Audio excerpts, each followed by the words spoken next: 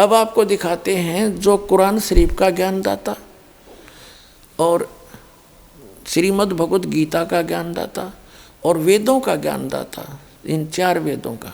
तो ये कितना परमात्मा है, कितना स्वामी है जो कुरान शरीफ का ज्ञानदाता और बाइबल का ज्ञानदाता। यानी बाइबल के अंदर 3 बुक, होली बुक इकट्ठी जल्द हैं। नंबर 1 तौरात, नंबर 2 जबूर, नंबर 3 इंजिल। उन तीनों का संग्रह बाइबल कहलाता है। तो उनका ज्ञानदाता भी ये ब्रह्म है, कुरान शरीफ का ज्ञानदाता भी ये ब्रह्म है, और श्रीमद् भगवद गीता का ज्ञानदाता भी ब्रह्म है, और इन 4 वेदों का ज्ञानदाता भी ब्रह्म है। अब आपको दिखाते हैं वो कितना भगवान है। ये जिसको मुसलमान भाई अपना अल्लाह ताला मानते हैं, जिसने कुरान शरीफ का ज्ञान दिया, उसको वे अपना खुदा मानते हैं। अब देखिएगा एक ब्रह्मांड के अंदर, ये देखिएगा एक ब्रह्मांड है, ये है इसका एक मानचित्र।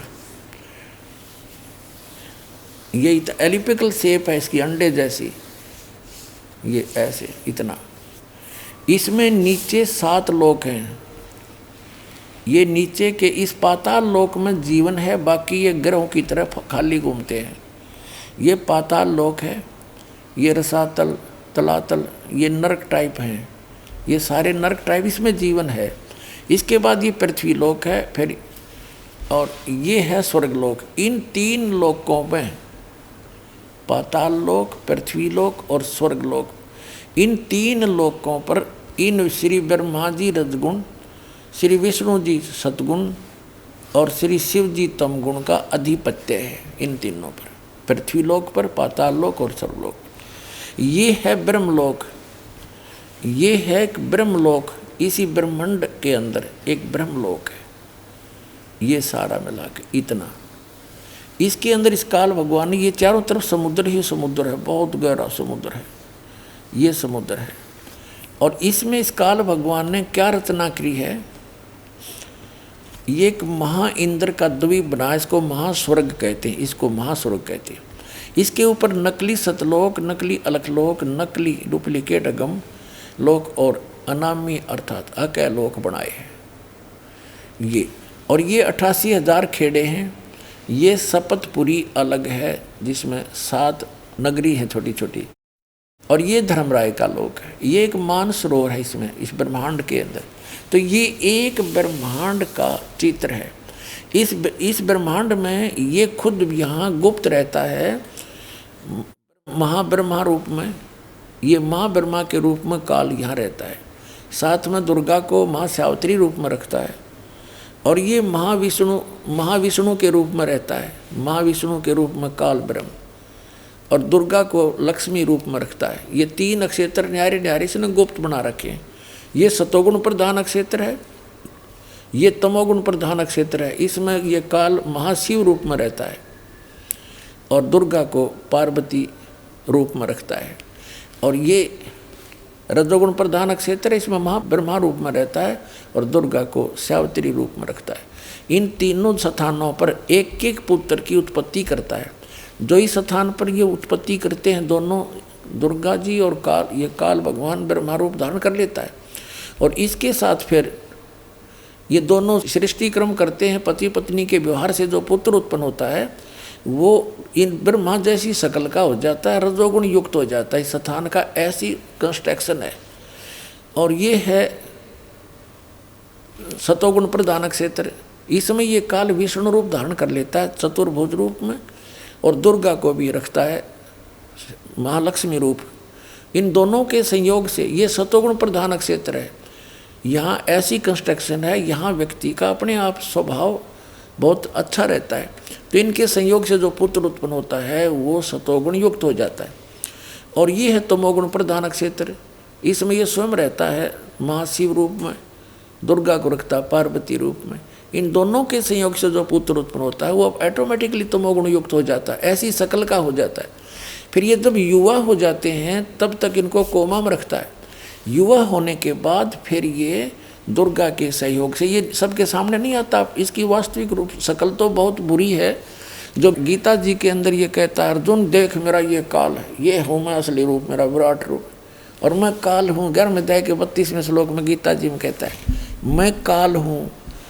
तो ये काल कहता मैं अपने वास्तविक रूप में कभी किसी के सामने नहीं आता। 7वें अध्याय के 24-25वें श्लोक में श्रीमद् भगवद गीता में कहा है कि मैं अपनी योग माया से छुपा रहता हूँ, और ये मूर्ख जन समुदाय मुझे ये कृष्ण रूप में मान रहे होंगे, व्यक्ति रूप में। मैं कृष्ण नहीं हूँ। वो तो श्री कृष्ण के अंदर बोल रहा था, फिर बाहर निकल कर दिखाया विराट रूप कि ये मेरा असली रूप, और मैं कभी किसी के सामने नहीं आता, ये मेरा अटल घटिया नियम है। तो ये यहाँ गुप्त रहता है, और जिसको दर्शन देता है तो किसी को ब्रह्मा रूप में, किसी को विष्णु रूप में, किसी को शिव जी के रूप में।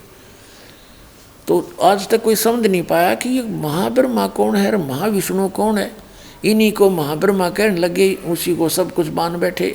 तो अभी तक इस अध्यात्म ज्ञान का सिर पैर नहीं था किसी के पास।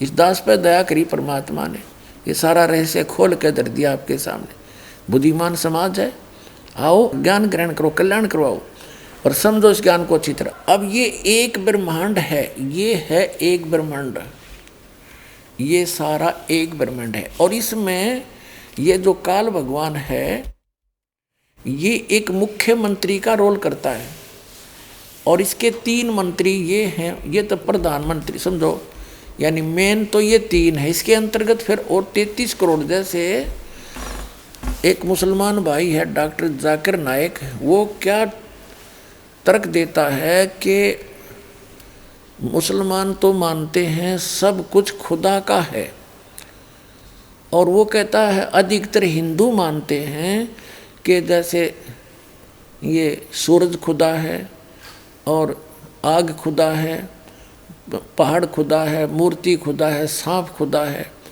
यानी ये सब को खुदा मानते हैं। जैसे हम सूर्य देव कहते हैं, वरुण देव जल का देवता हैं, और इंद्र स्वर्ग का देवता। तो ये ऐसे वास्तव में ये हैं, ये सभी जो हैं ये भी खुदा हैं, अपने अपने सत्र के प्रभु हैं, अपने अपने सत्र के ये स्वामी हैं, मालिक हैं। इनको नकारा नहीं जा सकता। जैसे पूरे भारत के अंदर अगर सारे एमएलए गणन लगें तो 3-4 हज़ार हो जाएंगे, और एमपी 500 हैं ही। एमपी मेंबर ऑफ पार्लियामेंट की जो पद सीट हैं ये फिक्स हैं, और इसी प्रकार 33 करोड़ देवताओं की फिक्स हैं। वो 33 करोड़ देवताओं की ये समझ लो मेंबर ऑफ पार्लियामेंट की सीट हैं। वो देवता मर जाते हैं, दूसरे अच्छी आत्माओं को देवता पद प्राप्त हो जाता है।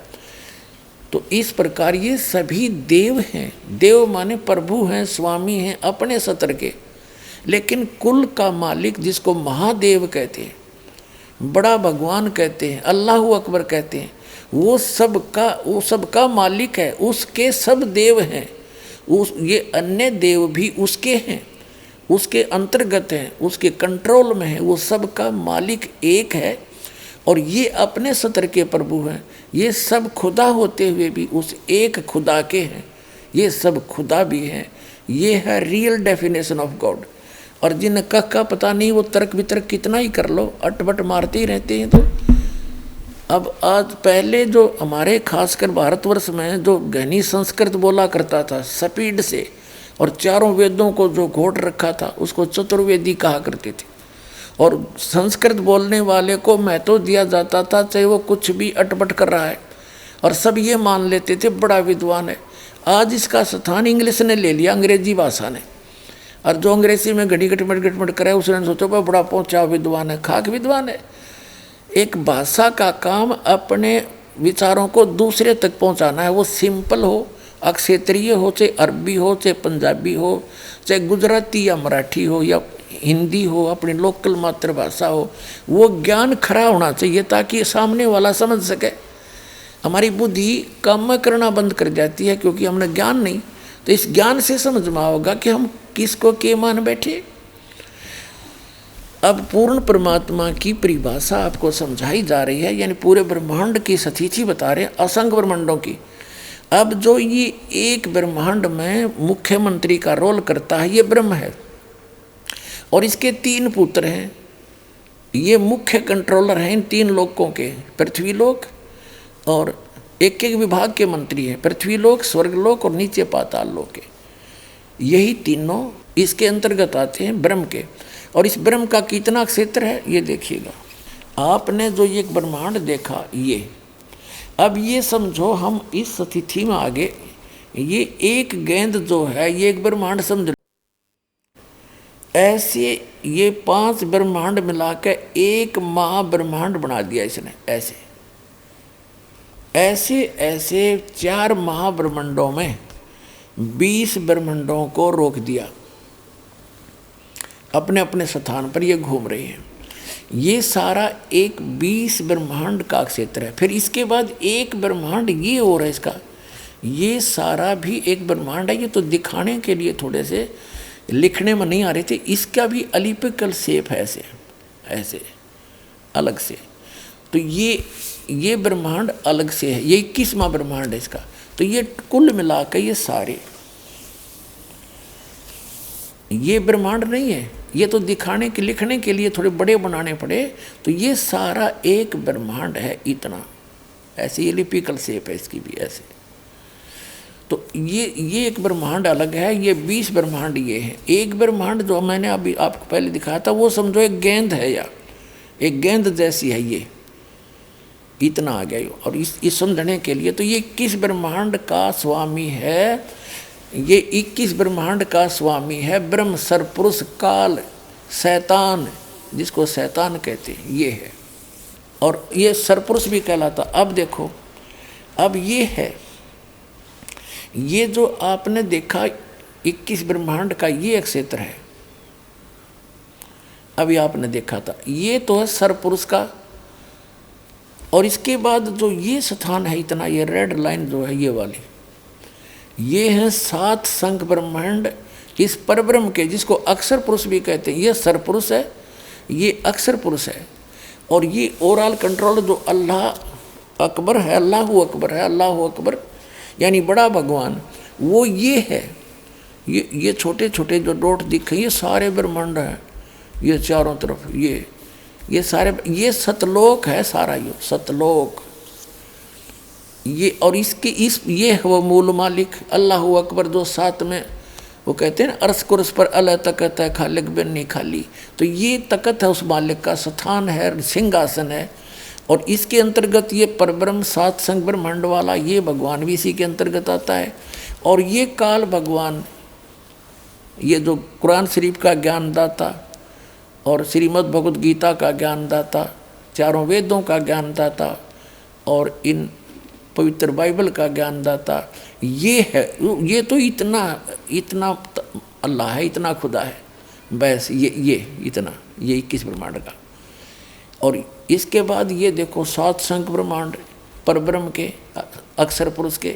और ये है असंख्य ब्रह्मांड ओवरऑल कंट्रोलर, ये है वो कुल का मालिक, ये है वो अल्लाहु अकबर, बड़ा भगवान ये है।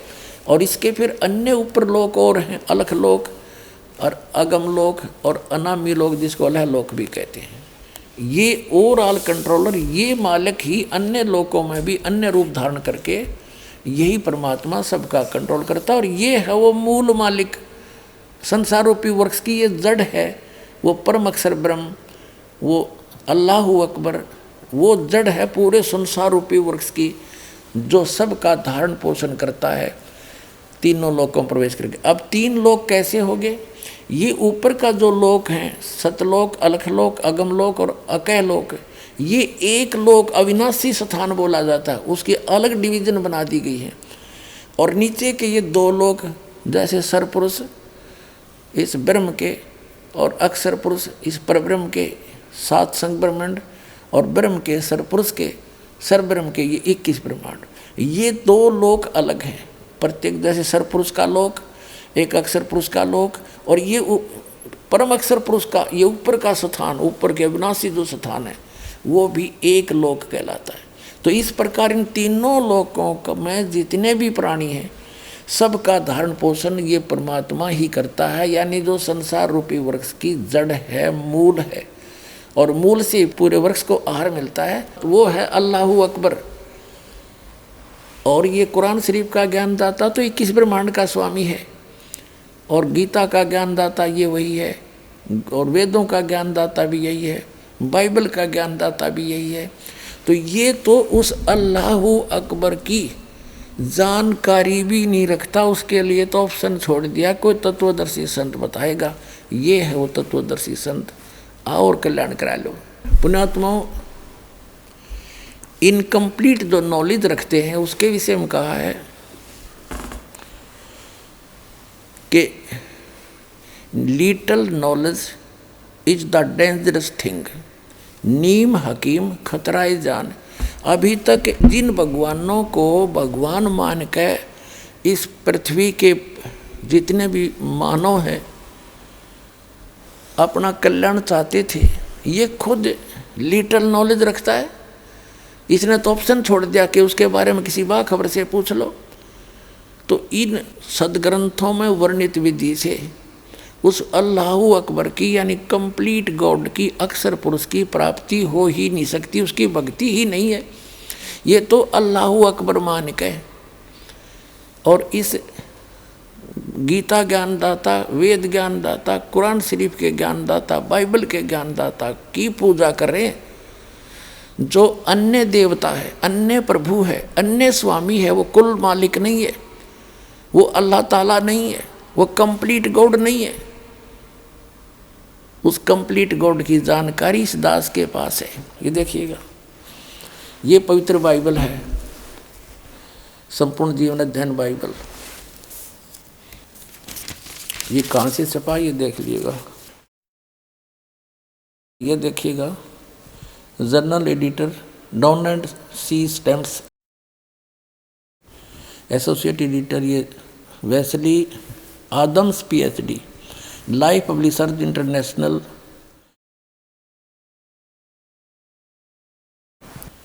अब ये वही है सारा कुछ, और ये सारा दिखा दूँ, पढ़ लो तुम। अब इसके हम इस पे आते हैं उत्पत्ति पर। देखिएगा, ये उत्पत्ति जिसको अंग्रेजी में इन्होंने कहा है जेनेसिस, जेनेसिस 1, प्रश्न नंबर 4 पे। आदि में यानी प्रारंभ में परमेश्वर ने आकाश और पृथ्वी की सृष्टि की। पृथ्वी बेडौल और सुनसान पड़ी थी, यह इस पर पहला दिन हुआ। फिर परमेश्वर ने जो कहा, जल के बीच एक ऐसा अंतर हो कि जल 2 भाग हो जाए। सारा कुछ क्या, सांझ हुई, भोर हुई, फिर दूसरा दिन हो गया। फिर सांझ हुई, भोर हुई, तीसरा दिन हो गया। हमने अपने मतलब की बात लेनी, ये चौथा दिन हो गया। सांझ हुई, भोर हुई, फिर चौथा दिन हो गया।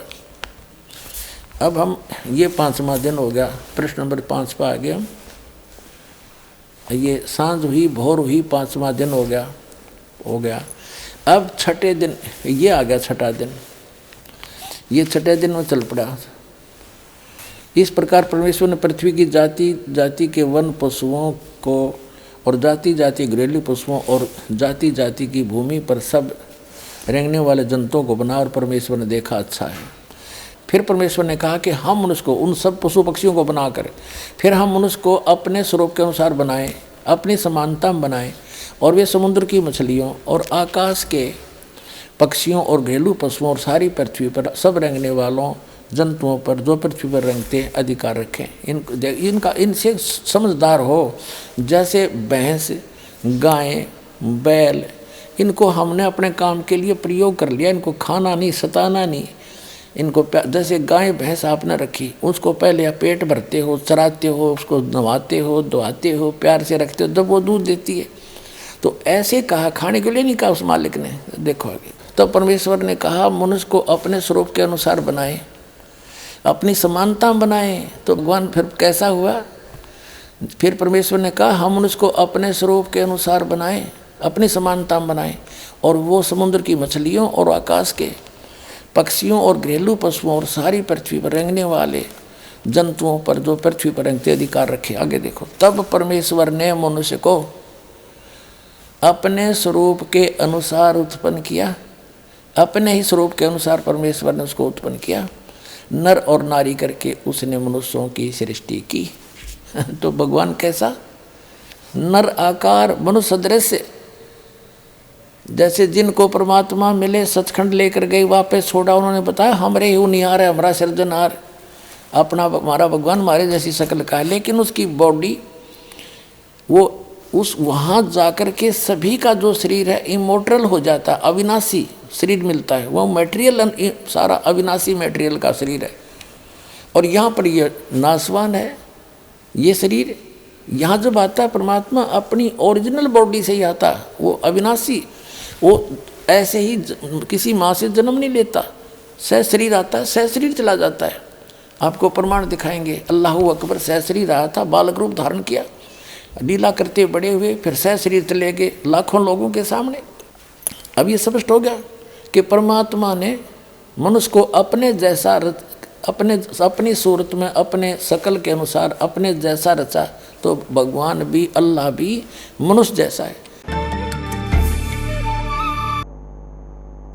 दर्शकों, अभी आपने सुने जगत गुरु तत्वदर्शी संत रामपाल जी महाराज के विचार, और आइए अब जानते हैं मुसलमान धर्म के प्रवक्ता डॉक्टर जाकिर नाइक जी के विचार।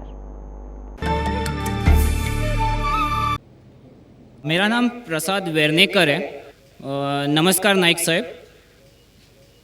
मेरा सवाल यह है कि कौन सा धर्म, किताब या जाति ये इजाज़त देती है कि मासूम जानवरों का कत्ल किया जाए, I mean to fulfil his hunger और test.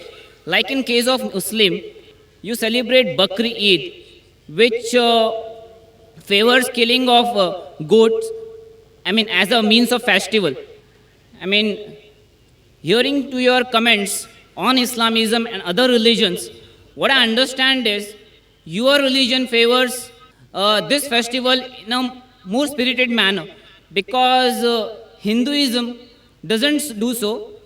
They don't believe in killing goats, but accept that there are non-vegetarians who prefer eating chicken and goat and others. But does Islam favor this thing? भाई साहब का बहुत अच्छा सवाल है। भाई साहब ने पूछा है पहले कि कौन सा मज़हब है जो मासूम जानवरों को कत्ल करने की इजाज़त देता है। फिर उसने कहा कि इस्लाम में आप जानवर का कत्ल करते हैं, आप नॉनवेज खाते हैं, हिंदू धर्म में इसकी ममानियत है। आपका सवाल है कौन सा मज़हब। पहले मैं इस्लाम का जिक्र करूँगा, बाद में इंशाअल्लाह दिगर मज़हब का भी जिक्र करूँगा। जहाँ तक कि इस्लाम का सवाल है, एक मुसलमान बहुत अच्छा मुसलमान रह सकता है प्योर वेजिटेरियन बन के भी। इस्लाम में ज़रूरी नहीं है कि आपको नॉनवेज खाना चाहिए, फ़र्ज़ नहीं है, क्योंकि अल्लाह सुब्हाना व तआला ने हमें इजाज़त दी है। कुरान मजीद में लिखा है सूरह माइदा सूरा नंबर 5 आयत नंबर 1 में कि वो जानवर जो आपके लिए हलाल है, 4 पाँव के, जो आपके लिए हलाल है उसको आप खा सकते हैं। लिखा है सूरह नहल में सूरा नंबर 16 आयत नंबर 5 में भी कि वो जानवर जो आपके लिए हलाल है उसका गोश्त आप खा सकते हैं। ये लिखा है सूरह मोमिनून में सूरा नंबर 23 आयत नंबर 18 में भी। कई जगह लिखा है कि आप हलाल जानवर का गोश्त खा सकते हैं। जब कुरान मजीद में हमारे खालिक, हमारा रब, हमारा अल्लाह सुब्हाना व तआला परमिशन देता है तो हम क्यों ना खाएं। कुछ गैर मुस्लिम कहते हैं ठीक है आप जानवर खाते में कोई एतराज़ नहीं, आप जानवर खाते कोई एतराज़ नहीं, लेकिन आप जब ज़बा करते हैं तो इतने तकलीफ से जानवर को क्यों मारते हैं, तड़पा तड़पा के क्यों मारते हैं? एक झटका दो जानवर मर गया। कुरान इजाज़त देता है कि आप जो जानवर के नाम दिए गए वो खा सकते हैं। दर्शकों, अभी आपने सुने मुसलमान धर्म के प्रवक्ता डॉक्टर जाकिर नाइक जी के विचार, और आइए अब जानते हैं जगत गुरु तत्वदर्शी संत रामपाल जी महाराज जी के विचार। वकालत करते हैं मुसलमान धर्म के प्रवक्ता, मांस खाने की वकालत करते हैं, क्योंकि देखो अगर कुरान शरीफ में या किसी पुराण में, वेदों में और गीता में मांस खाने का कहीं प्रावधान नहीं है।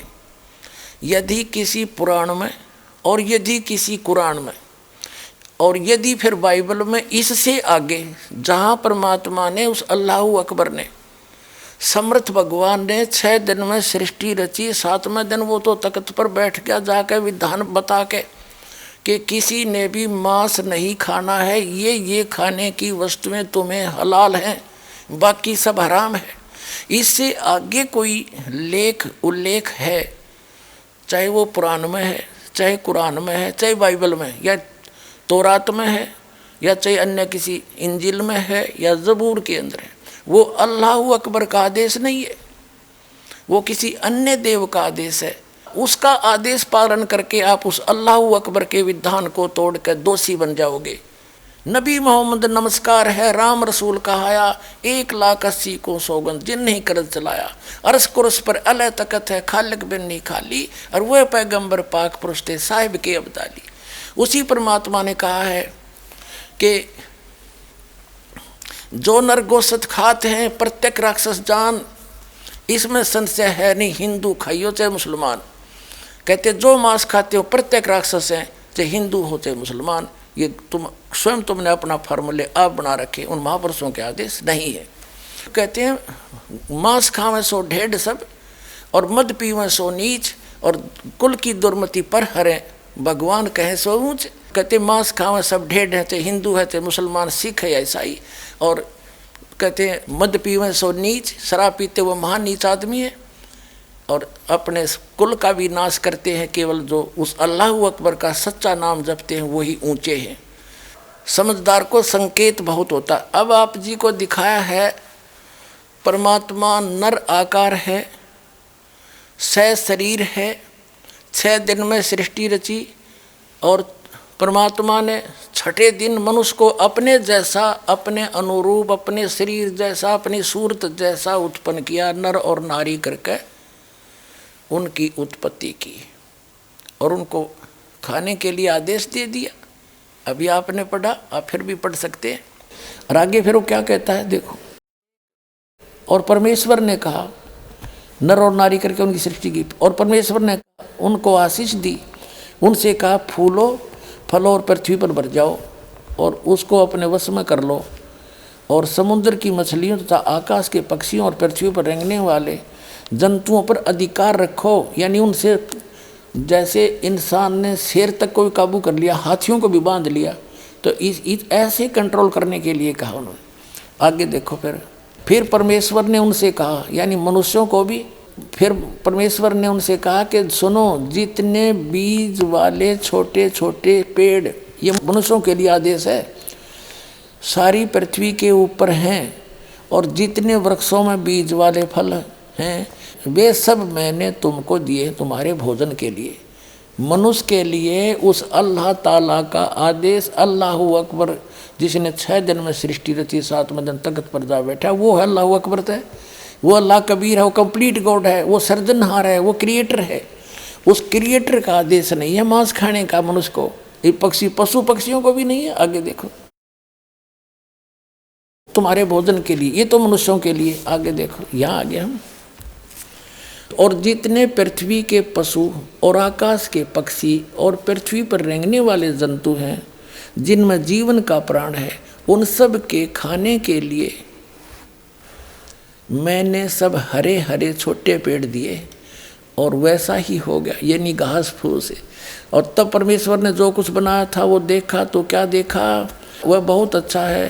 तथा सांझ हुई, फिर भोर हुआ, इस प्रकार ये 6वां दिन हो गया। अब 7वां दिन यूँ आकाश और पृथ्वी और उनकी सारी सेना का बनाना समाप्त हो गया, और परमेश्वर ने अपना काम जिसे वह करता था 7वें दिन समाप्त किया, और उसने अपने किए हुए सारे काम से 7वें दिन विश्राम किया। और परमेश्वर ने 7वें दिन को आशीष दी और पवित्र ठहराया, क्योंकि उसमें उसने सृष्टि की रचना के अपने सारे काम से विश्राम लिया। ठीक, अपने आत्माओं,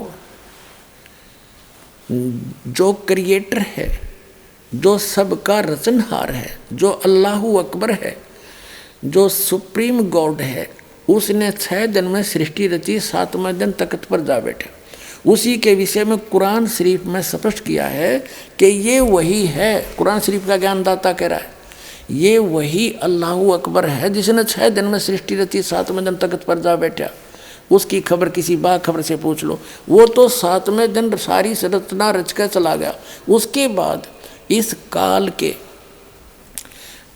के अंतर्गत आ गया बागडोर, और इसने फिर अपने 3 पुत्रों को ड्यूटी दे रखी है। इस काल भगवान ने भी अपने 3 पुत्रों को ब्रह्मा विष्णु महेश को ड्यूटी दे रखी आंखें संभालन की। तो वो आगे ही ने बागडोर संभाल ली।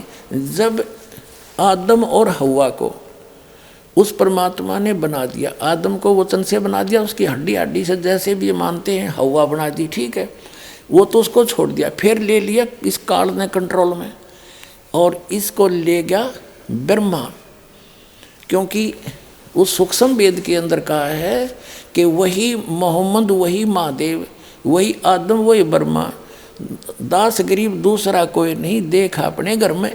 अब दास तो आपको दिखाना चाह रहा है कि उसके बाद 3 देवताओं ने, ब्रह्मा विष्णु महेश ने यहाँ की बागडोर संभाल ली।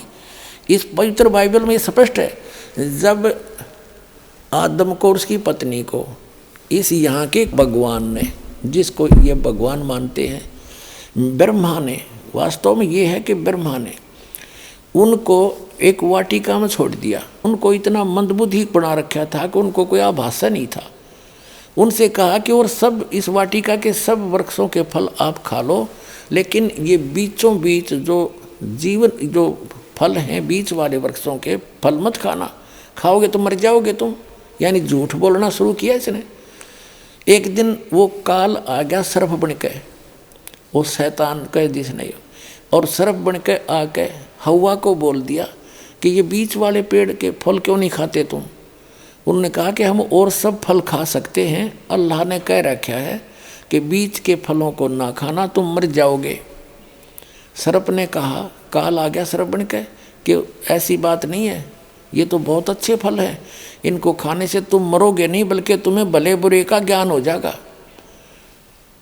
तो उस औरत ने, हव्वा ने फल तोड़ा, आप भी खा लिया, अपने पति को भी खवा दिया। तो उनको आभास हुआ, उनका नशा सा उतर गया कि तुम तो नंगे हैं, हम।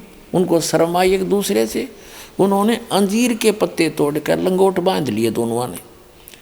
फिर कहते हैं शाम के समय वो अल्लाह यानी खुदा, वो परमात्मा आया, उसकी पैर की कदम की आवाज़ सुनकर वो दोनों छुप गए वाटिका में।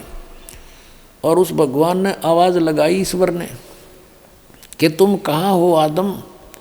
आदम ने कहा कि मैं आपकी आवाज़ सुनकर घबरा गया और मैं छुप गया क्योंकि मैं नंगा हूँ।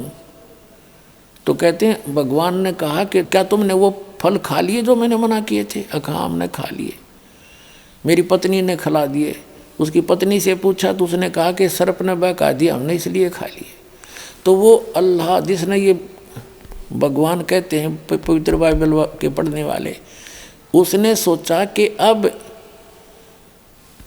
इन आदम और हव्वा ने वो फल खा लिए, ये भले और बुरे का ज्ञान कराने वाले फल खा लिए, और कहीं ऐसा ना हो कि इसी वाटिका में ऐसे भी फल लगे हैं, ऐसे वृक्ष भी हैं जिनका फल तोड़ कर ये खा लेंगे तो ये अमर ना हो जाएं और हम में से एक के समान हो जाएंगे अगर ये फल खा लिया तो। अब दिखाते हैं आए हाय जैसे ये, क्योंकि little knowledge is the dangerous thing, नीम हकीम खतरा जान। ये ज़्यादा अटपट करने वाले, ज़्यादा मंत्रों के घोट कर दुनिया पर प्रभाव जमाने वाले ये लिटल नॉलेज वाले हैं, ये नीम हकीम है। इनको कखता पता नहीं। आम जनता ने सोचा बड़ा जल्दी जल्दी बोला है, फटाफट फटाफट, ये तो गौणाए विद्वान होगा। विद्वान इन ये लक्षण नहीं होते, वो तो गर्क होता। कहते हैं बड़ बड़ करे सो भूत है, थोड़ा बोले देव और मान महंत चाहे नहीं। ये लक्षण रख ले। जो अटपट करते हैं ना ज़्यादा, वो तो कहते हैं भूत समझो उनको, तो वो तो मूर्ख बनाना चाहते हैं जनता को। और थोड़ा बोले देव, महापुरुष तो बहुत सीमित बातें करता है, ढंग से बोलता है। और मान महंत चाहे नहीं, मान बड़ाई चाहता नहीं। ये साधु के लक्षण, ये लक्षण रख ले। तो वो क्या कहते हैं कि ये हिंदू जो हैं ये एक से अनेक भगवान मानते हैं, और ये जो सतीथी दास ने बताई डेफिनेशन ऑफ गॉड में, परमात्मा की परिभाषा में, एज इट इज है, ऐसे ही सारा है। लेकिन ये कुरान शरीफ का ज्ञान इनकम्प्लीट है। वो तो खुद कहता है कि मैं जानता नहीं उस मालिक के बारे में, अल्लाह अकबर के बारे में, तो फिर अपने आप इनकम्प्लीट नॉलेज है। यही वेदों का इनकम्प्लीट नॉलेज है, और इसी प्रकार गीता का इनकम्प्लीट नॉलेज है, और ऐसे ही बाइबल का, क्योंकि वो 6 दिन में सृष्टि रच गए, वो तो चले गए, बाद में काल ने बागडोर संभाली। अब दिखाते हैं वो क्या कहता है, एक जिसको ये बाइबल के पढ़ने वाले भगवान कहते हैं, योहा कहते हैं, वो कहता है कि आदम ने और हव्वा ने यदि इस जीवन मृत्यु वाले फल खा लिए वृक्ष के, तो हम में से एक के समान हो जाएगा। इससे मतलब सिद्ध होगा कि एक से अधिक हैं वो भगवान। देखिएगा ये पवित्र बाइबल, फिर से ये देखिएगा पवित्र बाइबल, फिर दिखाते हैं आपको। ये वही है पवित्र बाइबल, संपूर्ण जीवन अध्ययन बाइबल, ये अभी आपको दिखाया, ये देखिएगा ये है। अब इसके हम उत्पत्ति ग्रंथ को पढ़ रहे हैं, यहाँ पढ़ लिया। अब हम यहाँ जाते हैं, हम थोड़ा सा दिखाएंगे, फिर पढ़ सकते हो आप। वैसे थोड़ा हिंट देती है, यहाँ पर लिखा है, तब योहा परमेश्वर ने आदम को भूमि की मिट्टी से रचा और उसके नथनों में जीवन का श्वास फूंक दिया, और आदम जीवित प्राणी बन गया। और योहा परमेश्वर ने पूरब की ओर अदन में एक वाटिका लगाई, और वहाँ आदम को जिसने उसे रचा था रख दिया। और योहा परमेश्वर ने भूमि के सब भांति भांति के वृक्ष जो देखने में मनोहर और उनके फल खाने में अच्छे हैं उगाए, और वाटिका के बीच में जीवन के वृक्ष और भले बुरे के ज्ञान के वृक्ष भी लगाया। अब देखो, योहा परमेश्वर ने आदम को लेकर अदन की वाटिका में रख दिया, और वह उसमें काम करे और उसकी रक्षा करे। और योहा परमेश्वर ने आदम को यह आज्ञा दी कि तू वाटिका के सब वृक्षों का फल बिना खटके खा सकता है, पर भले बुरे का ज्ञान का जो वृक्ष है उसका फल तू कभी न खाना, क्योंकि जिस दिन तू उसको खाएगा उसी दिन अवश्य मर जाएगा। अब यहाँ देखो 8 पृष्ठ पे पढ़ रहे हैं हम, जेनेसिस 8 पृष्ठ पे 18वां। योहा परमेश्वर ने कहा, आदम का अकेला रहना अच्छा नहीं, और उसके लिए एक ऐसा सहायक बनाऊं जो उससे मेल खाए। यहाँ देखिए, तब योहा परमेश्वर ने आदम को भारी नींद में सुला दिया, और ये तो उसकी उत्पत्ति की, उसकी हड्डी निकाल ली नौकर। फिर यहाँ देखते हैं मनुष्य का पतन। योहा परमेश्वर ने जितने बनैले पशु बनाए थे उन सब में सर्वदुर्लभ था। उसने स्त्री से कहा कि क्या, वो हव्वा बना दी उसकी स्त्री, क्या सच है कि परमेश्वर ने कहा कि तुम इस वाटिका के वृक्ष का फल न खाना? स्त्री ने सर्प से कहा, इस वाटिका के वृक्षों के फल हम खा सकते हैं, पर जो वृक्ष वाटिका के बीच में है उसके फल के विषय में परमेश्वर ने कहा है कि न तो तुम उसको खाना और न उसको छूना, नहीं तो मर जाओगे। सर्प ने कहा, स्त्री से कहा कि तुम निश्चय नहीं मरोगे, वरना परमेश्वर आप जानता है कि जिस दिन तुम उसका फल खा लोगे उसी दिन तुम्हारी आंखें खुल जाएंगी, तुम भले बुरे का ज्ञान पाकर परमेश्वर के तुल्य हो जाओगे। तब स्त्री ने देखा उस वृक्ष का फल खाने के लिए अच्छा है, देखने में मन भाऊ है, बुद्धि देने के लिए चाहने योग्य भी है। तब उसने उसको तोड़कर खाया, अपने पति को भी दिया और उसने भी खाया। तब उन दोनों की आंखें खुल गई, उन्होंने मालूम हुआ कि वे नंगे हैं, इसलिए उन्होंने अंजीर के पत्ते तोड़कर लंगोट बना लिए। तब योहा परमेश्वर जो दिन के ठंडे समय वाटिका में फिरता था का शब्द सुनाई दिया। तब आदम और उसकी पत्नी वाटिका के वृक्षों के बीच योहा परमेश्वर से छिप गए। तब योहा परमेश्वर ने पुकार कर आदम से पूछा, तू कहाँ है? यानी वो भगवान इतना अज्ञानी है कि नहीं पता फिर वो कहाँ छुप रहे हैं। अब और वाटिका में घूमने फिरने लग रहा है। सारे बाइबल के पढ़ने वाले ईसाई यहूदी कहते हैं भगवान तो निराकार है। बताओ अकल, है कोई ज्ञान? ये देखो, और इसमें स्पष्ट है, घूमे फिर सारी बात कर रहा। युवा परमेश्वर ने पुकार कर आदम से पूछा तू कहाँ है? तो उसने कहा मैं तेरा शब्द बारी में सुनकर डर गया, क्योंकि मैं नंगा था इसलिए छिप गया। अब उसने कहा किसने तुझे बताया कि तू नंगा है?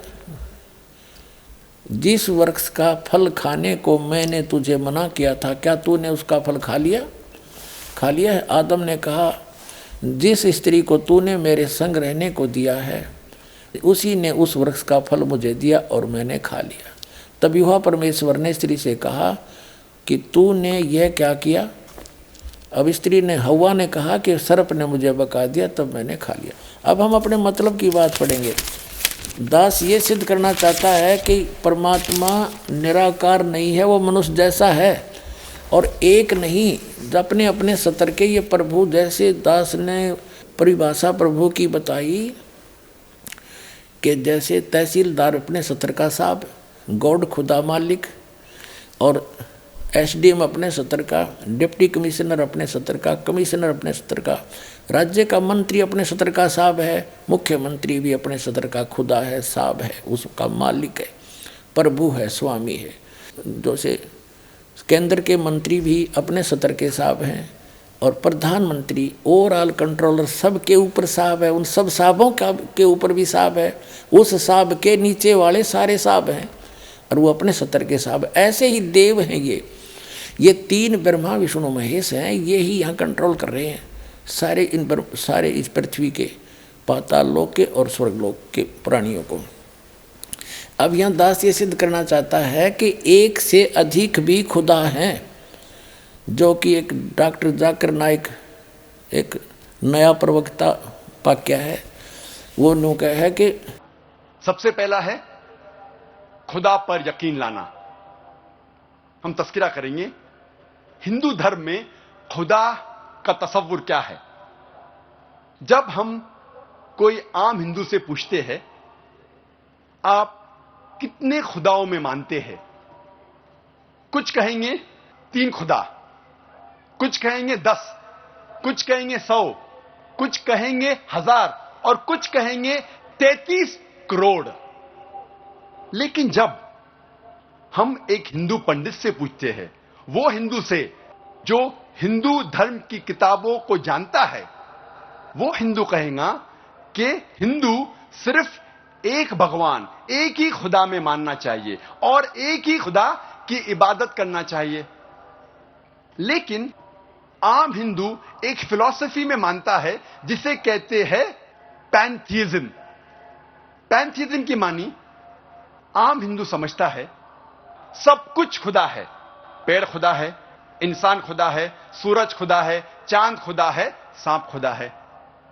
हम मुसलमान समझते हैं कि सब कुछ खुदा का है, पेड़ खुदा का है, इंसान खुदा का है, सूरज खुदा का है, चांद खुदा का है, सांप खुदा का है। अहम फर्क हिंदू और मुसलमान में है। आम हिंदू कहते हैं सब कुछ खुदा है, हम मुसलमान कहते हैं सब कुछ खुदा का है।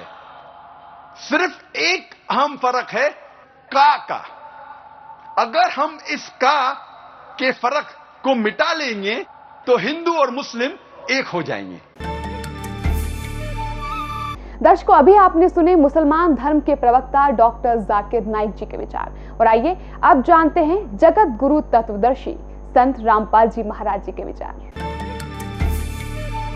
डॉक्टर जाकिर नाइक एक नया प्रवक्ता वाक्य है, वो नो कह है कि मुसलमान तो सब कुछ खुदा का मानते हैं और हिंदू अधिकतर सबको खुदा मानते हैं। उनका कोई 3 भगवान मानना है, कोई 33 मानना है, कोई 10 मानना है, कोई 33 करोड़ भी देव भगवान मानता है। वो देव हैं अपने सतर के और वो महादेव है, वो सबका मालिक महादेव है, कुल मालिक वो ग्रेट गॉड है, बड़ा भगवान महादेव कहो, बड़ा अल्लाह अकबर कहो। तो वो महादेव कौन है? वो अल्लाह अकबर है, कंप्लीट गॉड है, परम अक्षर ब्रह्म है, सबका ओवरऑल कंट्रोल, कुल का मालिक है। अब वो सिद्ध करना चाहते हैं अनेक भी हैं ये भगवान देव अपने सतर के खुदा, अन्य भी खुदा हैं और सब उस एक खुदा के वो नौकर हैं वो फिर भी खुदा है अपने सतर के। जैसे मंत्री अपने सतर का, मुख्यमंत्री अपने सतर का खुदा है, स्वामी है, मालिक है, लेकिन वो कुल के मालिक के सब उसके हैं, वो सब का कंट्रोलर एक है। अब देखो 10 पृष्ठ पर आगे हम उत्पत्ति 3:4 इसका यहाँ पढ़ रहे हैं। आदम ने अपनी पत्नी का नाम हवा रखा क्योंकि जितने मनुष्य जीवित हैं उन सब की आदि माता हुई। और योहा परमेश्वर ने आदम और उसकी पत्नी के लिए चमड़े के अंगरखे बनाकर उनको पहना दिया। बताओ, अन्यों का निराकार है, वो तो गेल पीछे पीछे फिर उनके साथ साथ।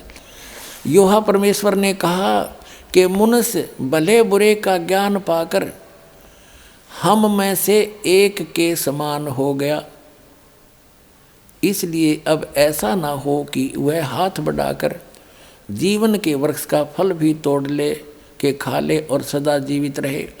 अब इसे सिद्ध हो गया कि जो परमेश्वर है उसने कहा, जो इनका परमेश्वर है ईसाइयों का, यानी जो पवित्र बाइबल का जो आगे ज्ञान दे रहा है, क्योंकि ज्ञान तो ये ब्रह्म दे रहा है, सरपुरुष जो कुरान शरीफ का ज्ञान दाता है, और ये उस अल्लाह अकबर के बारे में बता रहा है कि उसने 6 दिन में सृष्टि रची, ऐसे ऐसे कहा सबको, वो तो चला गया। अब खुद बागडोर संभाल ली न, सोच लिया उसने, वो स्वयं आता नहीं, अन्य रूप धारण कर लेता है। जैसे तीनों पुत्रों को उसने यहाँ के कंट्रोलर बना रखा है, मुख्य ये है कंट्रोलर इस 3 लोग के एक एक विभाग के मंत्री। तो ये क्या कह रहा है, जिसने आदम को कपड़े बनवाए और उसको मना किया कि बीज का फल ये ना खाना, उसने खा लिया। अब वो क्या कह रहा है कि ये भले बुरे के वृक्ष का फल खाकर ये हम में से एक के बराबर हो गया। इसका मतलब एक से अधिक परमेश्वर हैं, अल्लाह हैं। ये देखो, फिर योहा परमेश्वर ने कहा मनुष्य यानी आदम भले बुरे का ज्ञान पाकर हम में से एक के समान हो गया। इति सिद्धम के एक से अधिक खुदा हैं, एक से अधिक गॉड हैं। ये डम्मी गॉड हैं, ये अधूरे गॉड हैं। गॉड ये भी है, जब डम्मी गॉड है तो कंप्लीट गॉड भी है। तो अन्य देव भी हैं और एक कुल का मालिक वो अन्य है। अब आगे दिखाता हूँ आपको। ये है जेनेसिस यानी उत्पत्ति ग्रंथ अध्याय नंबर 16-17 का, और 17 अध्याय का श्लोक नंबर 1 है यो 1 नंबर। अब अब्राहम 99 वर्ष का हो गया था अब्राहम। तब योहा ने उसको दर्शन देकर कहा, मैं सर्वशक्तिमान ईश्वर हूँ, तो मेरी उपस्थिति में चल और सिद्ध होता जा। हो गया, यानी निराकार की तरह जब सामने आकर दर्शन दिए। ठीक है, जेनियस 17-18 24 नंबर पृष्ठ पे और 17-18 ये अध्याय है। तो 18वें अध्याय में अब्राहम मामरे के बांध वृक्षों के बीच कड़ी धूप के समय तंबू के द्वार पर बैठा हुआ था। तब योहा ने उसे दर्शन दिया। उसने आंख उठाकर दृष्टि की तो क्या देखा कि 3 पुरुष, ये 3 भगवान उसके सामने खड़े हैं। और जब उसने देखा तब वह उनसे भेंट करने के लिए तंबू के द्वार से दौड़ा और भूमि पर गिरकर दंडवत की और कहने लगा, हे प्रभु, यदि मुझ पर तेरी अनुग्रह की दृष्टि है तो मैं विनती करता हूँ कि अपने दास के पास से चले ना जाना। मैं थोड़ा सा जल लाता हूँ और आप अपने पाँव धोकर इस वृक्ष के नीचे विश्राम करो। फिर मैं एक टुकड़ा रोटी ले आऊँ और उससे आप अपने अपने जीव को तृप्त करें, तब उसके पश्चात आगे बढ़ें, क्योंकि आप अपने दास के पास इसीलिए पधारे हैं। उन्होंने कहा, जैसा तू कहता है वैसा कर। अब क्या सिद्ध हो गया? 3 तो हो गए सिद्ध। ये वही 3 हैं, ब्रह्मा विष्णु महेश हैं। रूप बदल कर ये किसी भी रूप में चले जाते हैं, मनुष्य जैसा सदृश रूप भी धारण कर लेते हैं। ये चतुर्भुज तक बना सकते हैं, इससे आगे इनके हाथ नहीं बन सकते। तो इसी प्रकार ये अब क्या सिद्ध हुआ कि एक कुल का मालिक है और ये अन्य अपने अपने सत्र के और भी देव हैं, जो बाइबल भी प्रमाणित करता है। और जो ये कहता है कि हिंदू अन्य देवता है नहीं, वो गलत मानते हैं, वो इनकम्प्लीट नॉलेज रखता है। वो कहते हैं little knowledge is the dangerous thing. नीम हकीम खतरिया जान, वो नीम हकीम हैं जो इनकम्प्लीट स्पिरिचुअल नॉलेज रखते हैं। पुण्यात्माओं, परमात्मा की साधना से साधक को विशेष राहत मिलती है और इसीलिए परमात्मा की भक्ति की जाती है कि हमारे प्रारब्ध के अंदर, यानी हमारी किस्मत के अंदर जो दुख हों उनका निवारण हो, क्योंकि पाप कर्मों के कारण कष्ट आते हैं और पुण्य कर्मों के कारण सुख प्राप्त होते हैं। जो हमारे जीवन में, जिसको हम प्रारब्ध कहते हैं, जो हमारे जीवन के अंदर दुख आते हैं वो पाप कर्मों के कारण आते हैं। जो हमारी किस्मत के अंदर पूर्व निर्धारित होते हैं और सुख जो हमें यहाँ सांसारिक सुख प्राप्त होते हैं वो भी हमारी किस्मत में, जिसको हम प्रारब्ध कहते हैं, वो पहले ही निर्धारित होते हैं, फिक्स्ड होते हैं। तो जो हमें सुख प्राप्त होते हैं हमारे पूर्व जन्म के पुण्यों से होते हैं और जो दुख प्राप्त होते हैं वो भी पूर्व जन्म के पापों से होते हैं। और परमात्मा की भक्ति इसीलिए करते हैं कि हमारे जीवन में आने वाले पाप कर्मों के कारण जो प्रारब्ध के कष्ट हैं, दुख हैं, वो टल जाएं। और यदि भक्ति करते करते भी वो संकट ज्यों के त्यों अटैक करते हैं, कैर ढा देते हैं, तो वह भक्ति गलत है, वो साधना ठीक नहीं है। क्योंकि परमात्मा के गुणों में लिखा है कि परमात्मा की सत भक्ति पूर्ण संत से लेने के बाद पाप कर्मों का नाश हो जाता है। और पाप कर्मों का नाश हो गया तो फिर दुख नहीं रहेंगे, क्योंकि दुख का मूल कारण पाप ही होता है। जैसे पैर में कांटे लगे हों और कांटा निकाल दिया जाए तो फिर दुख रहेगा ही नहीं। और भविष्य में जो हमारा पथ है, रास्ता है, उसके कांटे साफ कर दिए जाएं तो फिर भविष्य में उस मार्ग में कांटे नहीं लगते, तो आसानी से सफ़र तय हो जाता है। तो इसके लिए क्या बताया है कि जो सत साधना हो और पूर्ण संत की शरण हो, पूर्ण परमात्मा अल्लाह अकबर कादिर भगवान यानी समर्थ परमात्मा की भक्ति हो, तो फिर वो क्या करता है कि जो पूरी मर्यादा में रहकर साधना करते हैं भक्त आत्मा, उनके भविष्य के पाप कर्मों का नाश कर देता है। जैसे पति भरता जमी पर जो जो धर है पाँव और समर्थ झाड़ू देत है, ना काटा लग जावे। कि वो समर्थ, वो कादिर परमात्मा, वो अल्लाह अकबर, वो ग्रेट गॉड, वो कंप्लीट गॉड, वो परमात्मा जो यदि उसकी सत साधना मिल जाती है और पूर्ण संत के माध्यम से, तो फिर वो उस अपनी प्यारी आत्मा के जीवन सफर में आने वाले पाप रूपी कांटों को ऐसे बुहार देते हैं जैसे झाड़ू से एक तरफ साइड में कर दिए जाएं। तो कहते हैं पति भरता। पति भरता का अर्थ है एक परमात्मा को इष्ट रूप में मानकर, एक यानी समर्थ उस अल्लाह अकबर की भक्ति करने वाला, अन्य किसी देव में एज ए इष्ट रूप में श्रद्धा न रखने वाला और सत भक्ति करता हुआ उस अपने जीवन रूपी सफ़र पर यात्रा कर रहा होता है, तो वो समर्थ परमात्मा अल्लाह अकबर अर्थात कादिर भगवान ऐसे झाड़ू देता है कि कहीं मेरी प्यारी आत्मा को कांटा ना लग जाए। और यदि भक्ति करते करते भी हमें दुख होते हैं तो भक्ति ठीक नहीं है, वो परमात्मा समर्थ नहीं है, क्योंकि वो आपकी किस्मत में आने वाले दुखों को, पापों को नाश करने में सक्षम नहीं है। इसी का परिणाम है कि हज़रत मोहम्मद जी को उस परमात्मा की भक्ति से कोई लाभ नहीं हुआ, क्योंकि उन्होंने कुरान शरीफ के ज्ञानदाता को अल्लाह अकबर मान रखा था। लेकिन वो कुरान शरीफ का ज्ञानदाता सूरत फुरकानी चैप्टर 25 आयत नंबर 52 से 59 में स्पष्ट करता है कि वो अल्लाहु अकबर तो कोई और परमात्मा समर्थ उसी की भक्ति के लिए प्रेरणा करता है और कहता उसकी खबर मैं नहीं रखता। यानी कौन? कुरान शरीफ का ज्ञानदाता, उस समर्थ परमात्मा अल्लाहु अकबर, उस बड़े भगवान की, उस ग्रेट गॉड की जानकारी नहीं रखता, ना उसकी भक्ति विधि से परिचित है। उसने तो सूरत फुरकानी 25 आयत नंबर 59 में स्पष्ट कर दिया है कि ये वही परमात्मा है अल्लाहु अकबर, जिसने 6 दिन में सृष्टि रची और 7वें दिन तख्त पर जा बैठा। उसकी खबर किसी बाखबर से पूछ लो, मुझे ज्ञान नहीं।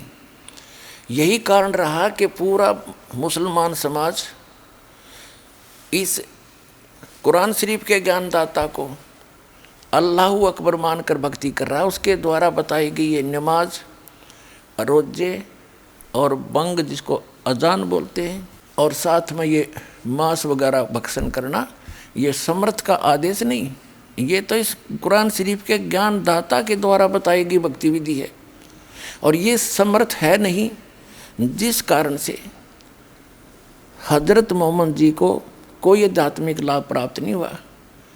पुण्यात्माओं, हजरत मोहम्मद जी जैसा ईमान अन्य मुसलमान नहीं रख सकते, और हजरत मोहम्मद जैसे नम्रात्मा के ये मुसलमान नहीं हो सकते, और हजरत मोहम्मद जैसे भक्ति अन्य मुसलमान नहीं कर सकता। और ऐसी पुण्यात्मा को ऐसे कहर टूटे, उसका कारण यही था कि भक्ति ठीक नहीं है, ये कंप्लीट गॉड नहीं है, जिसको कंप्लीट गॉड मान के पूरा मुसलमान समाज भक्ति कर रहा है। अब आपको दिखाते हैं हजरत मोहम्मद जी की जीवनी से कि उनके सामने ये ऐसी इस अल्लाहु अकबर मान का इस कुरान शरीफ के ज्ञानदाता की दी हुई भक्ति को करते करते 3 पुत्र थे, तीनों मृत्यु को प्राप्त हुए, और स्वयं उनका अंत कैसा हुआ आपके रूबरू करते हैं। ये देखिएगा जीवनी हजरत मोहम्मद सल्लल्लाहु अलैहि वसल्लम, मोहम्मद इनायतुल्लाह सुबहानी। ये देखिएगा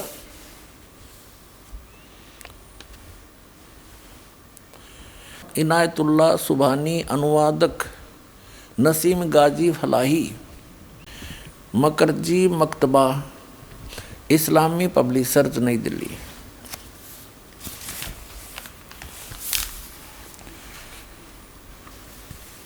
इस्लामी जीवनी हजरत मोहम्मद, SAW हिंदी, इस्लामी साहित्य ट्रस्ट प्रकाशन 81 सर्वाधिकार प्रकाश का अधीन।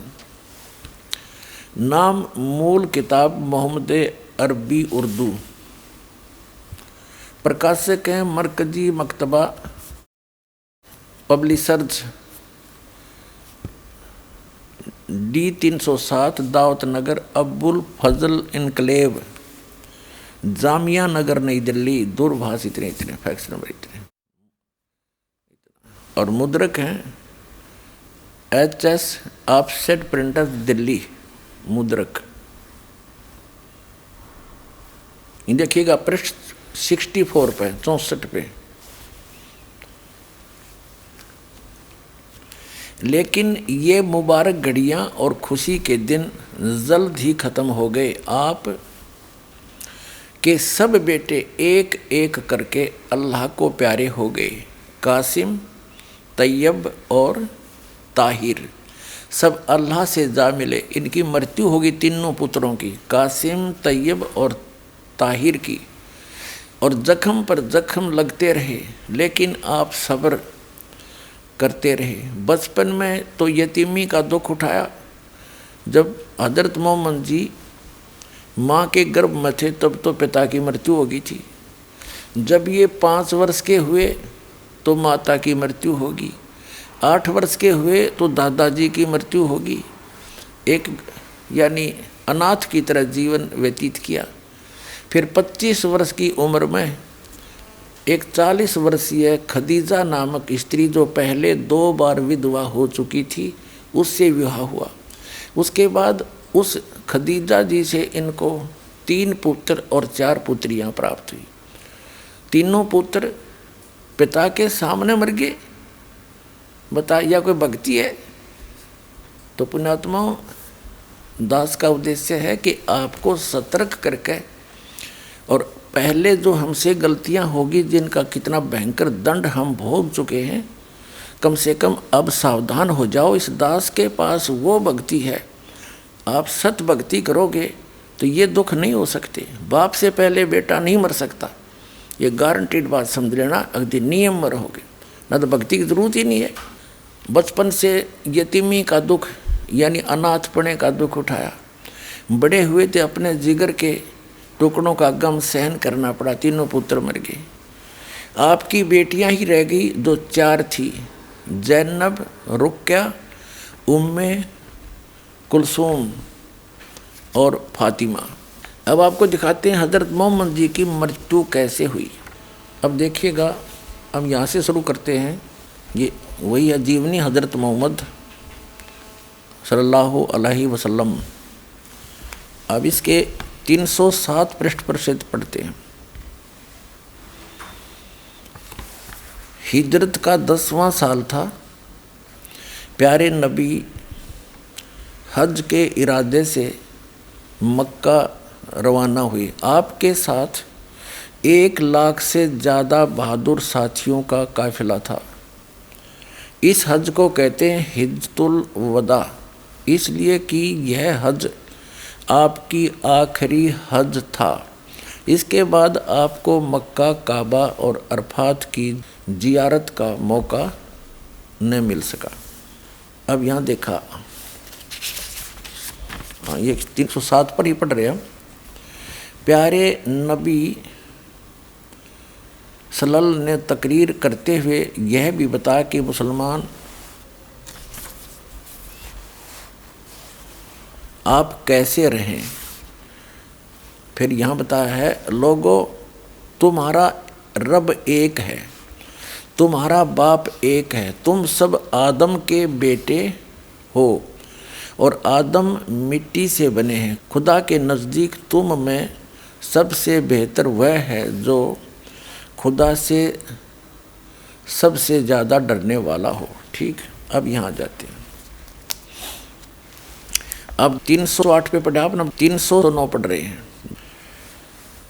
हिज्जतुल वदा को अभी 3 महीने से ज़्यादा न गुजरे थे कि प्यारे नबी सल्लल्लाहु वसल्लम यानी हज़रत मोहम्मद जी पर बीमारी का हमला हुआ, और वह भी इतना ज़ोरदार कि इससे पहले कभी न हुआ था। बुखार इतना तेज़ हुआ कि आँखों से नींद उड़ गई। रात का समय था। आप सल्लल्लाहु बिस्तर से उठे और घर से बाहर आए और मुसलमानों के कब्रिस्तान की तरफ चले। वहाँ पहुँचे तो फरमाया, तुम पर सलामती हो हे कब्र वालों। आप सल्लल्लाहु ने हज़रत मोहम्मद जी ने उनके लिए नजात की दुआ की। उसके बाद घर लौट आए। प्यारे नबी सल्लल्लाहु यानी हज़रत मोहम्मद बीमार हुए तो सबसे पहले आपको कब्रिस्तान की जियारत का ख्याल आया। कब्रिस्तान जाने पर यह एहसान भी शामिल था कि अब आपके जाने के दिन करीब हैं। प्यारे नबी सल्लल्लाहु का नियम था कि एक एक दिन प्रत्येक बीबी के यहाँ ठहरते। बीमारी की हालत में भी आपके इस नियम में फ़र्क नहीं आया।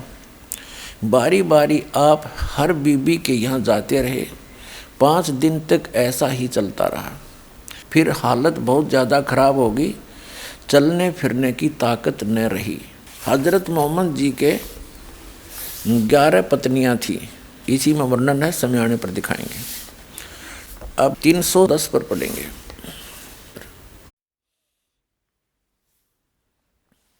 कमज़ोरी बहुत ज़्यादा थी। बेसहारा चलना आप सल्लल्लाहु के लिए अब मुमकिन न था। हज़रत अली रजिस्टर और हज़रत अब्बास आपको सहारा देकर बड़ी परेशानियों से हज़रत आयशा के यहाँ लाए। सिर दर्द की ज़्यादती के कारण आपके सिर में रुमाल भी बांधा गया। मुसलमान उदास उदास थे, बेचैन और बेकरार थे, क्योंकि उनका प्यारा बीमारी के बिस्तर पर था और बीमारी हर क्षण बढ़ती जा रही थी। इससे पहले कभी आप इस तरह बीमार नहीं हुए थे, इसलिए वे और भी ज़्यादा निराश और फिक्रमंद थे। अब हम 310 पढ़ के 311 पढ़ रहे हैं पृष्ठ। जीवनी हज़रत मोहम्मद।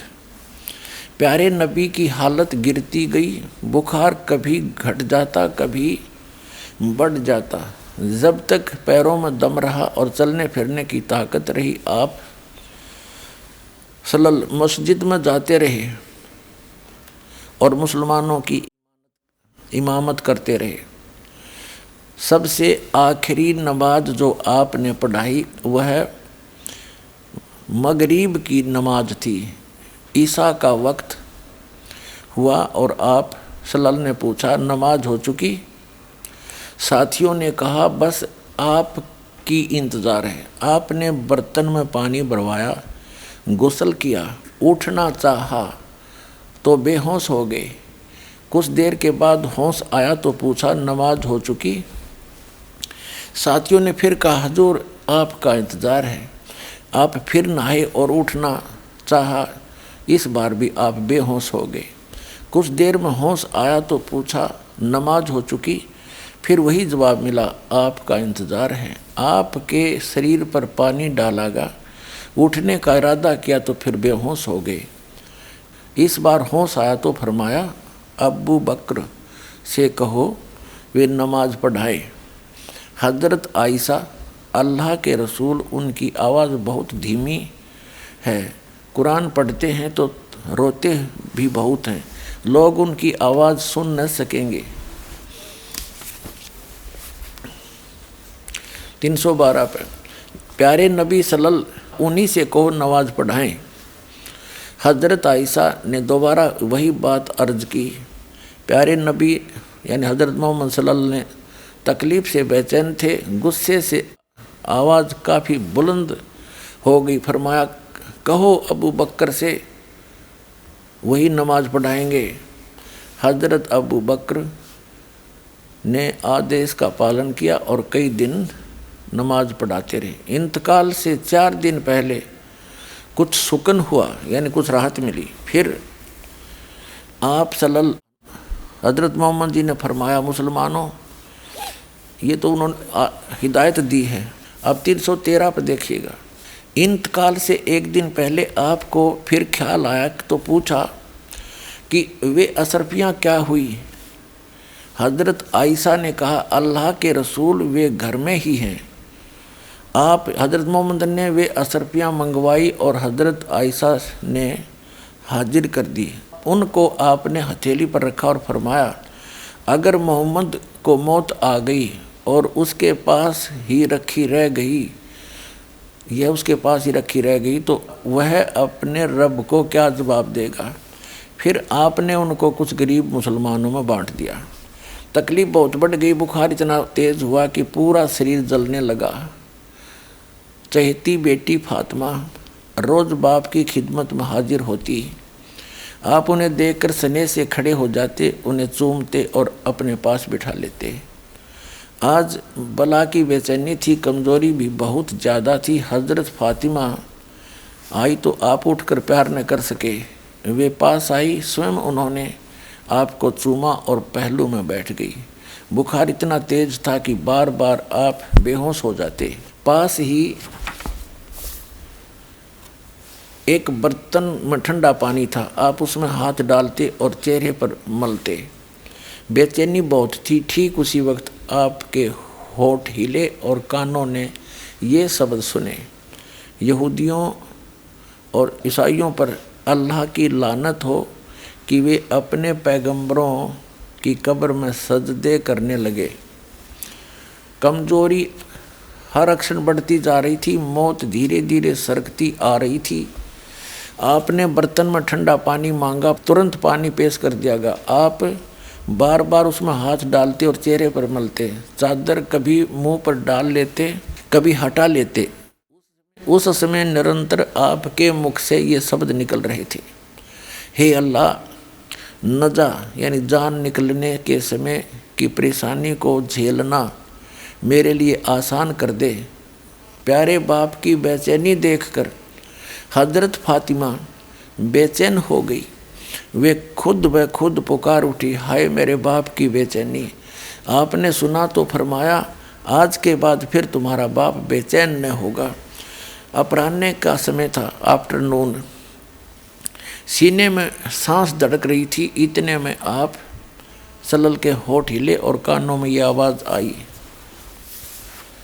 315 पे, नमाज गुलामों से अच्छा सलूक। फिर हाथ ऊपर उठे, आप सल्लल्लाहु ने उंगली से इशारा किया और फरमाया, अब और कोई नहीं, बस वही सबसे बड़ा साथी। यही कहते कहते हाथ लटक गए, आंखें छत से लग गई और पवित्र आत्मा रब से जा मिली। इंतकाल के समय यानी मृत्यु के समय आप सल्लल्लाहु यानी हजरत मोहम्मद जी की उम्र 63 साल की थी।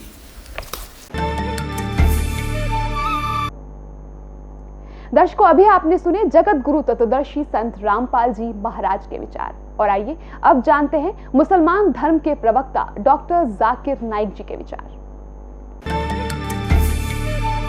गुरु नानक साहब वो काफ़ी मुतासिर थे संत कबीर से, इसीलिए गुरु ग्रंथ साहिब में कई संत कबीर के दोहे हैं।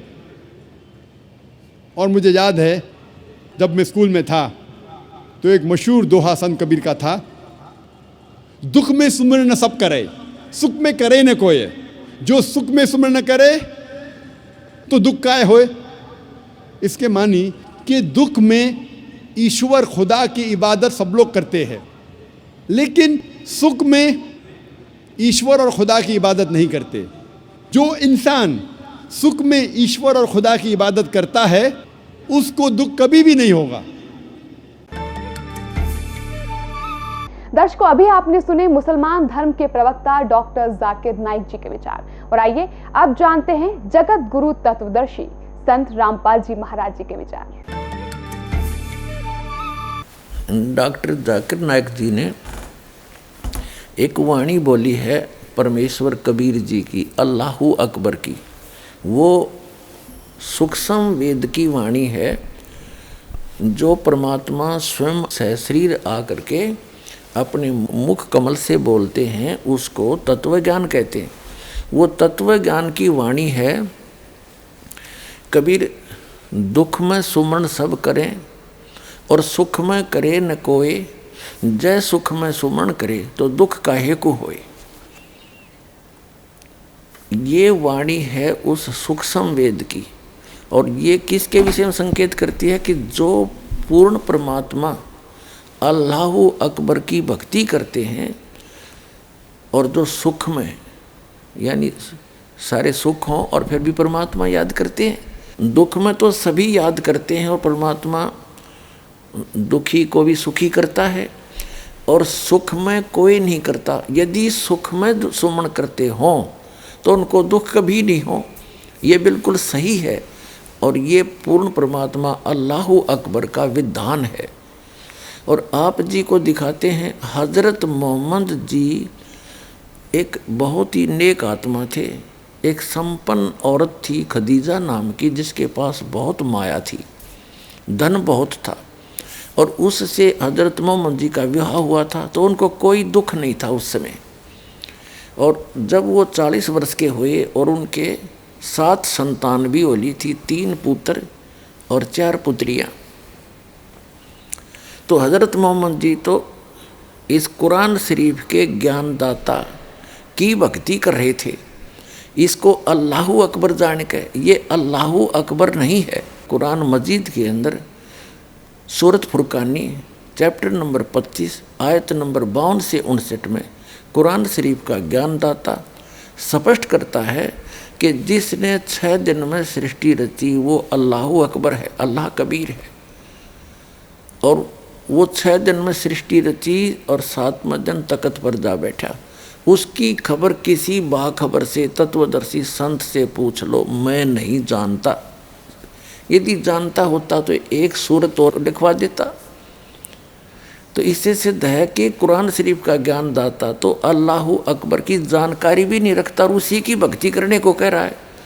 और गलती से हजरत मोहम्मद जी ने कुरान शरीफ के ज्ञान दाता को अल्लाहु अकबर जान के सुख में भक्ति करी और उसके ऊपर किसी कैर टूट गए। 3 पुत्र थे, आंखों के तारे, तीनों के तीनों उनकी आंखों आगे मर के, तो वो व्यक्ति सुखी नहीं हो सकता चाहे कितनी बात बनाओ। कारण क्या रहा कि उन्होंने अल्लाहु अकबर की भक्ति प्राप्त नहीं हुई। अल्लाहु अकबर की यदि भक्ति करें तो सुख में यदि भक्ति करें, उनको तो सपने में भी दुख नहीं हो सकता। और जो दुखी हो वो भी आ जाए शरण में, उसकी भी मोक्ष हो। हजरत मोहम्मद जी के ऊपर कैर पे कैर टूट गए। उनकी 63 वर्ष की आयु में मृत्यु होगी और बेहोश होकर गिर जाता था। तो ये जो कुरान शरीफ का ज्ञान दाता, ये डम्मी गॉड है, अधूरा इनकम्प्लीट गॉड है। कंप्लीट गॉड है वो अल्लाहु अकबर, वो अल्लाह कबीर है, वो कबीर परमात्मा, कबीर परमेश्वर है। उसकी भक्ति इस दास के पास उपलब्ध है। आओ और अपना कल्याण करवाओ। और जो अल्लाहु अकबर की जिन्होंने भक्ति की, अब आपके रूबरू कराते हैं उनको कितने सुख हुए और आज वर्तमान में हो रहे हैं। ये उस अल्लाहु अकबर की भक्ति कर रहे हैं जिनके ऊपर दुख नाम की चीज़ नहीं आ सकती। और जैसे हजरत मोहम्मद जी के ऊपर कैर पे कैर टूटे और अंत में कैसे मृत्यु हुई, धिक्कार ऐसी भक्ति को। वो भक्ति नहीं और वो भगवान नहीं जो इतनी भी रक्षा नहीं कर सकता। तो इससे सिद्ध है पूरा मुसलमान धर्म उस अल्लाहु अकबर की भक्ति ना करके डम्मी गॉड की भक्ति कर रहा है। वो कंप्लीट गॉड की, अल्लाहु अकबर की, उस परम अक्षर ब्रह्म की भक्ति इस दास के पास उपलब्ध है। आइए और प्राप्त करिए, अपना मोक्ष कराइए। दर्शकों, आइए आप जानते हैं उन श्रद्धालुओं के अनुभव जो जगत गुरु तत्वदर्शी संत रामपाल जी महाराज जी से दीक्षा प्राप्त कर चुके हैं तथा उनके द्वारा बताए गए भक्ति मार्ग पर चल रहे हैं। सर, क्या नाम है आपका? मेरा नाम गुलाब सिंह और अर्थात गुलाब दास है। सर, क्या करते हैं आप? मैं आजकल तो रिटायर्ड लाइफ व्यतीत कर रहा हूँ। इससे पहले मैं हरियाणा गवर्नमेंट की सर्विस में था, IAS ऑफिसर। तो कहाँ कहाँ आपकी नौकरी रही? मेरी नौकरी विभिन्न स्थानों पर रही। जैसे मैं SDM भी रहा अम्बाले में, शुगर मिल्स में भी रहा managing director, additional deputy commissioner रहा सोनीपत में, डिप्टी कमिश्नर रहा रोहतक और जींद में, कमिश्नर डिवीज़न रहा गुड़गांव में, और फिर चंडीगढ़ में भी रहा विभिन्न स्थानों पर। सर, संत रामपाल जी महाराज से कैसे जुड़े आप? ये एक बहुत सुखदाई घटना हुई मेरे साथ, और महाराज ने, संत रामपाल जी ने कृपा की, रजा करी, मुझे खींचा। इस तरह है कि मेरी तैनाती बतौर डिप्टी कमिश्नर रोहतक में थी। तो 1991 में प्रधानमंत्री जी ने आना था 15 अगस्त को। बालोर गांव है एक बहादुरगढ़ के पास, वहाँ पर उन्होंने एक गवर्नमेंट ऑफ इंडिया की स्कीम है मिड डे मील, वो लॉन्च करनी थी पहली बार। तो उनका प्रोग्राम फिक्स हो गया और मुझे सरकार ने कहा कि आपने सारे इंतजामात करने हैं और प्रोग्राम बहुत बढ़िया होना चाहिए और वहाँ पर पब्लिक मीटिंग भी होगी और बच्चों को खाना भी खिलाया जाएगा और ये आपकी जिम्मेवारी है। तो ऐसा हुआ कि बारिश बहुत तेज़ होनी शुरू हो गई और बारिश थमी नहीं, और कई दिन तक बारिश चलती रही और हम कोई इंतज़ाम कर नहीं पाए। जिस ग्राउंड में उनका फंक्शन होना था वहाँ भी पानी भर गया, जहाँ हेलीकॉप्टर उतरना था वहाँ भी पानी भर गया, सड़कों पर भी पानी भर गया, और एक हालात बन गए। मुझे ऐसा लगा कि अब तेरी नौकरी ख़तरे में है। मैंने मुख्यमंत्री जी से भी, जो उस वक्त के मुख्यमंत्री थे, उनसे प्रार्थना करी कि आप प्राइम मिनिस्टर का प्रोग्राम थोड़ा सा बदलवा दो, क्योंकि बारिश थम नहीं रही और हम इंतज़ाम नहीं कर पा रहे हैं। जितना पानी निकालते हैं उतनी फिर बारिश हो जाती है। तो मुख्यमंत्री जी ने मुझे बहुत सख्त शब्दों में कहा कि प्राइम मिनिस्टर के प्रोग्राम नहीं बदलते हैं, आप जो मर्जी करो, इंतज़ाम करो, और प्राइम मिनिस्टर ने निश्चित समय पर ही आना है।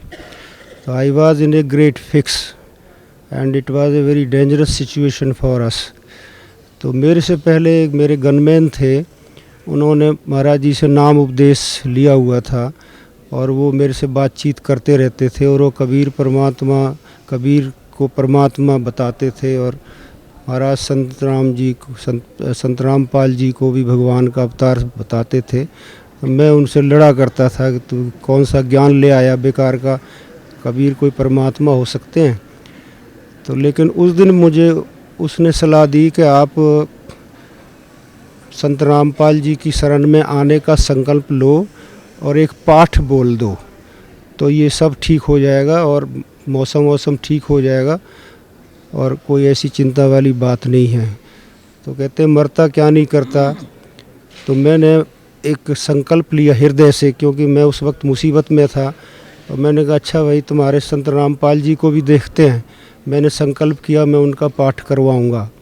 मैंने नाम उपदेश तो लिया नहीं था उस वक्त, लेकिन वैसे ही पाठ बोल दिया।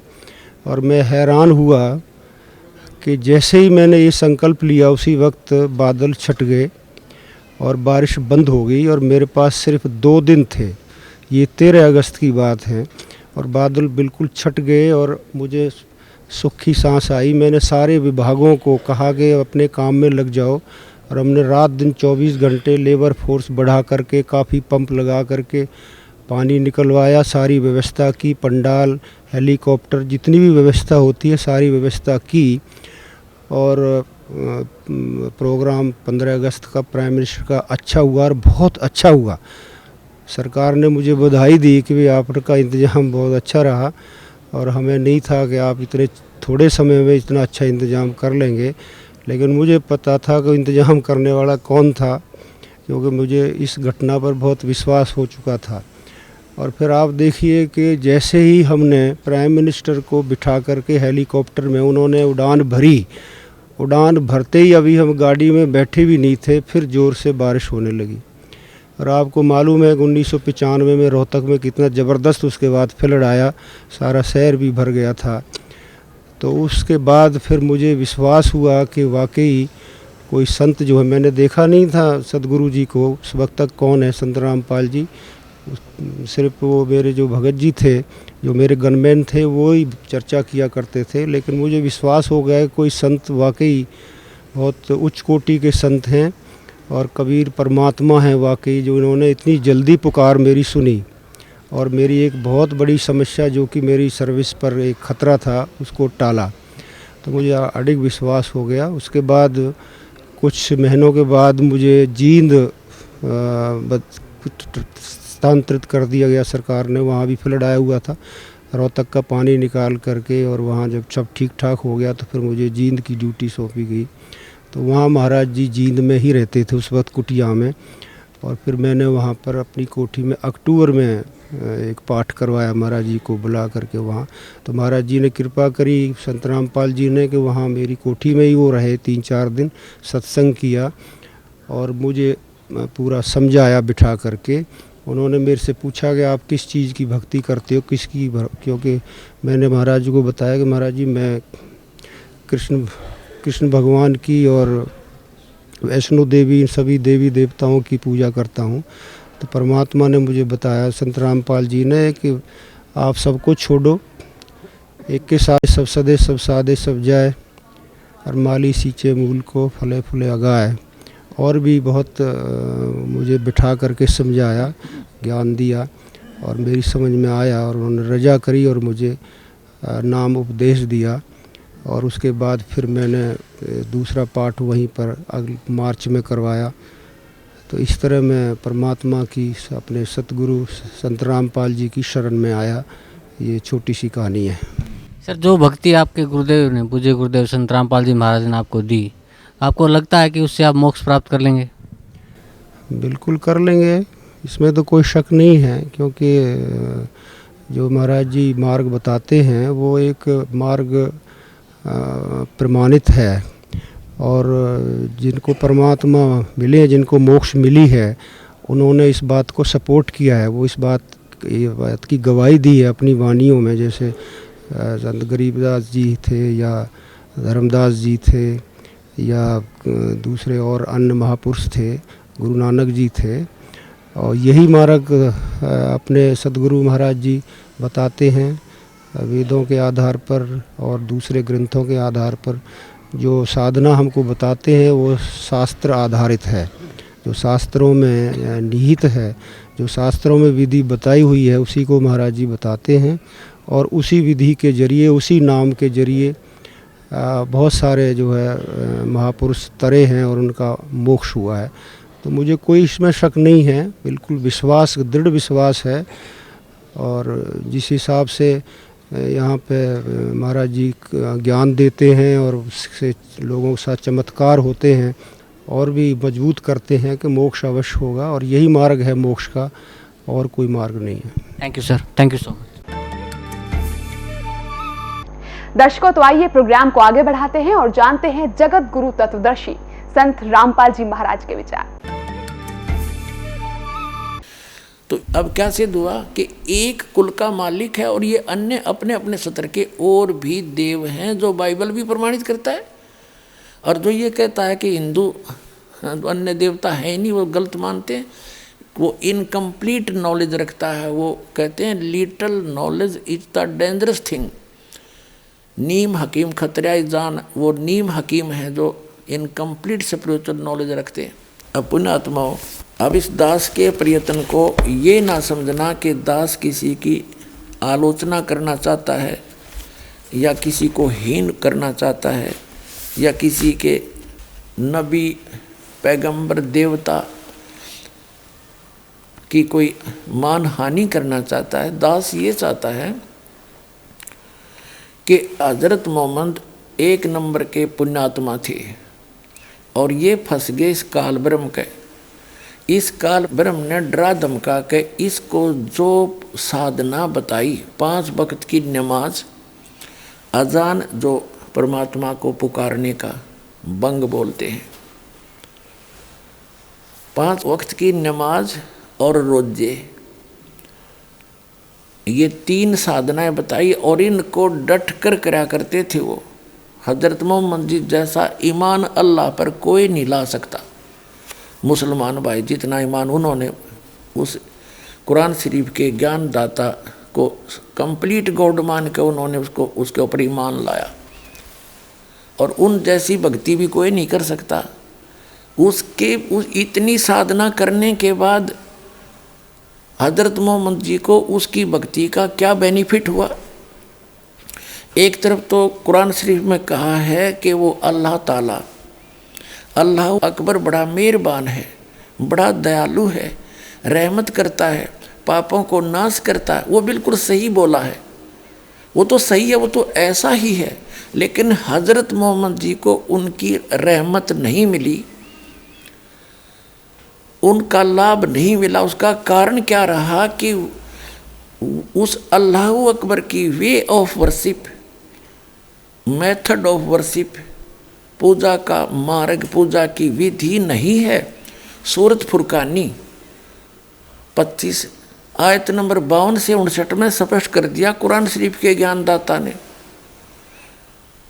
कि वो अल्लाह अकबर तो वो है जिसने 6 दिन में सृष्टि रची, 7वें दिन तख्त पर जा बैठे, वो है क्रिएटर। और उसकी खबर कुरान शरीफ का ज्ञानदाता नहीं जानता, वो कुरान शरीफ में नहीं है जो ज्ञान उसने बताया हजरत मोहम्मद को जबरील देवता के माध्यम से।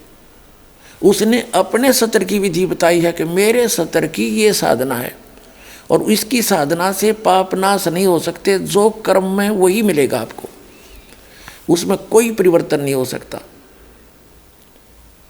और यही गीता ज्ञानदाता 8वें अध्याय के 13वें श्लोक में कहता है कि मेरा जो मंत्र है ओम इति एकाक्षरम ब्रह्म व्यवहारण माम अनुस्मरण ये प्रयाति तजन देहम सयाति परमाम गतिम, कि मेरे सत्र का, मेरी पूजा का केवल एक ओम अक्षर है, नथिंग एल्स। इसका अंतिम सांस तक जो भक्ति करता हुआ शरीर छोड़कर जाएगा वो ब्रह्म से मिलने वाली परम गति प्राप्त होगी। और ब्रह्म से मिलने वाली परम गति कौन सी है? ब्रह्मलोक। 8वें अध्याय के 16वें श्लोक में कहा कि ब्रह्मलोक में गए हुए प्राणी भी पुनरावृत्ति में है, उनका भी जन्म मृत्यु होता है।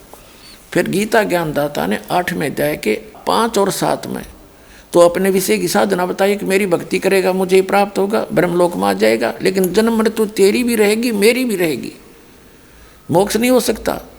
और जैसा कर्म करेगा वैसा फल भी मिलता रहेगा।